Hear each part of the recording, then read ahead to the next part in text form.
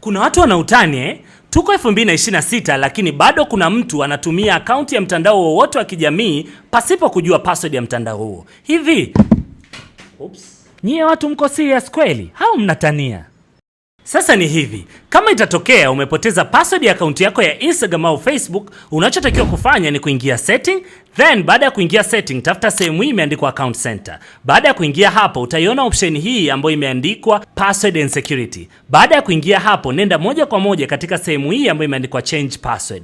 Na hapo utaona maneno haya ya blue yameandikwa forgotten password, na bonyeza hapo na watakutumia kiunganishi kwenye email au namba ya simu utakaokuwa umeunganisha na akaunti yako ya Facebook au ya Instagram, na hapo utaweza kubadilisha password ya akaunti yako. Sasa nimeone mtu bado anatumia akaunti ya Instagram au ya Facebook pasipo kujua password yake. Nitawachapa? Hapana, siwachapi. Lakini mkiulizwa ni nani amewaeleza jambo hili, waambie mmemfollow Bazi PK1. Asante sana. Peace.